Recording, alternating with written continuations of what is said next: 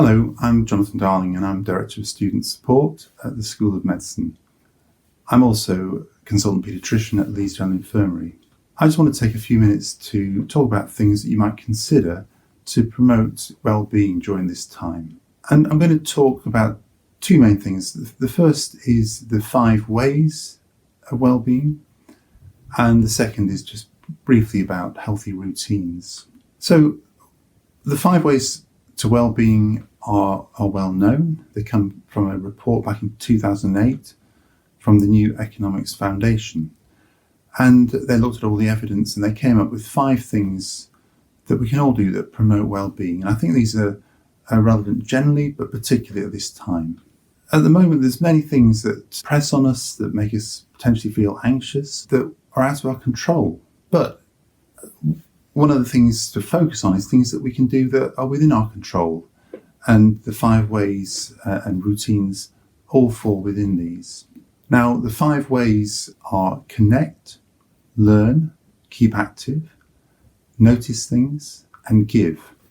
And those, I remember them with the acronym CLANG, although that's not publicised in the report.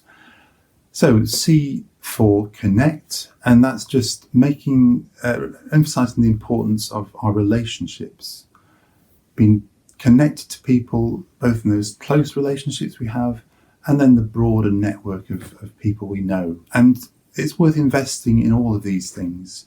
And although it's a bit more difficult during lockdown, we can still make contact through online means, telephone calls, etc. So there's plenty of ways that we can keep in touch and invest in our relationships. I'd encourage you to do that. The second letter of the 5 ways is to learn, to keep learning something new. And of course, we've got course studies and things that we'd normally do, but it can be good just to say, I'm going to learn something new at this time, something I've been interested in but I've not got around to. And that can be a new skill, or it can be a course you do, all sorts of things. So think about what you might take on that would be something new.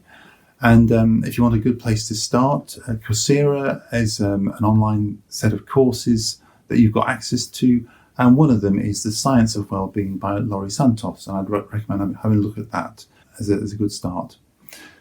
The third letter is A for being active, taking exercise. Of course, we all know this is good for us, both our physical and mental health. And so it's important to take time and make sure you're engaging in that. And that can be as simple as a walk or any other form of exercise that you can manage to do at the moment that you enjoy. The next letter is N for notice. And the idea is just to notice things around you, whether it's a beautiful scene or enjoying the moment, noticing the chair you're in.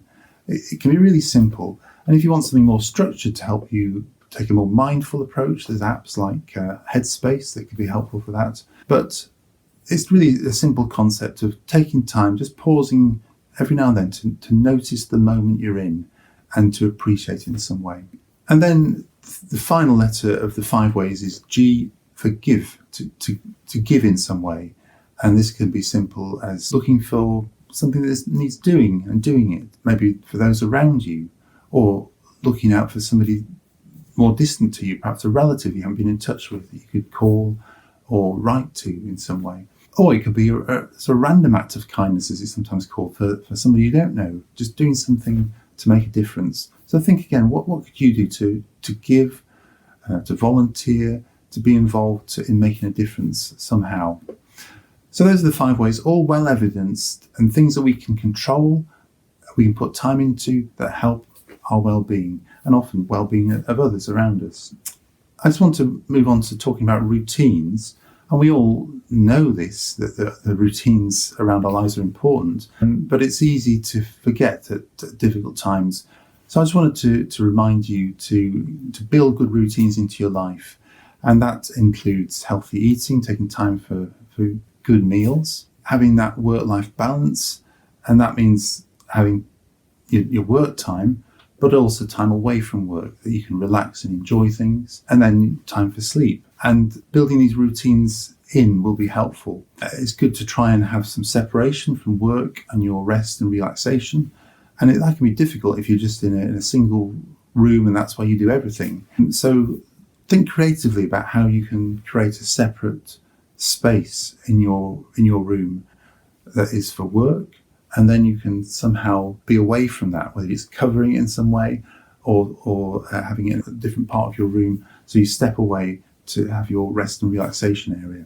So having that separation is important. And then thinking about sleep, as we approach sleep, it's important to avoid things that are going to cause trouble in our minds, including watching lots of news that's not easy to hear.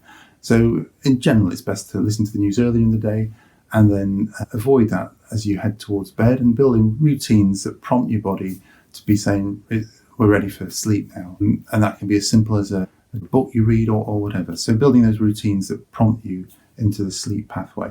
So attention to routines is important. And finally, just to remind you to be kind both to yourself and to others around you at the moment. And that may be as simple as saying to yourself, it's a challenging time. I'm not going to be able to deliver my best necessarily. It's not easy. I've got to give myself some slack, and the same for others around you. And don't forget that the university is still going on. It might be closed on campus largely, but the various resources of support and other things are largely still there. So do take advantage of those if you need them. We in the student support team are very happy to be contacted, and we send out weekly bulletins with our information and contact details. So get in touch if we can help, or if there's things you think we could be doing that would be useful for you. Thanks for listening. I hope that's helpful. Bye for now.